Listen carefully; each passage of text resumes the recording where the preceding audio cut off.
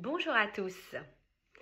Peut-on encore rentrer dans le débat à l'époque où, sur les réseaux sociaux par exemple, on va vous amener à avoir un chemin ou un cheminement de pensée extrêmement biaisé, voire manipulatoire.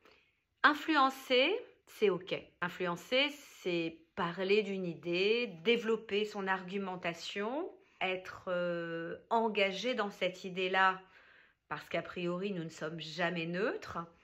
Nous avons une histoire, nous avons un parcours de vie, ce que j'appelle le cadre de référence. Donc, c'est tout à fait normal que nous ayons des différents points de vue. Et que lorsqu'on est leader et lorsqu'on influence autour d'une idée, eh bien évidemment, on n'est jamais complètement neutre. Quand vous allez écouter un influenceur, un leader, un conférencier, que vous allez lire un auteur, que vous allez écouter un chroniqueur, vous allez avoir peut-être ce réflexe de vous dire « Ah ben là, je suis d'accord. Ah là, je suis pas d'accord.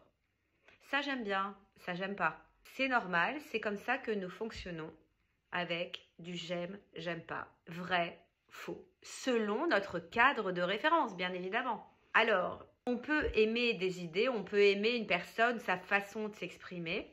Là où il faut faire attention, c'est lorsque il y a une sorte de menace au fait que vous ne validiez pas une idée comme étant vraie. C'est ce qui se passe dans le développement d'une propagande. Une propagande, c'est une vérité mensongère dont le but est de faire un maximum d'adeptes. Vous voyez, c'est marrant parce que ce vocabulaire fait penser à un gourou de secte qui veut que tous ses adeptes en fait pensent comme lui. Évidemment, je suis en train de parler de la manipulation. La manipulation, le but, évidemment, c'est d'avoir un maximum d'adhésion dans un intérêt défendu qui n'est jamais le vôtre. Donc, si vous vous sentez obligé de valider une idée qui est émise par l'opinion publique, souvent la plus importante parce que l'utilisation de la proportion du chiffre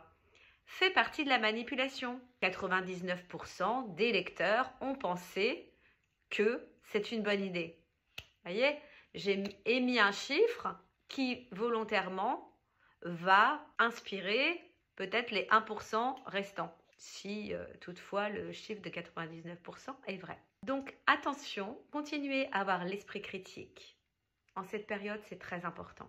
Continuez à poser des questions à celui qui émet l'idée. À très bientôt.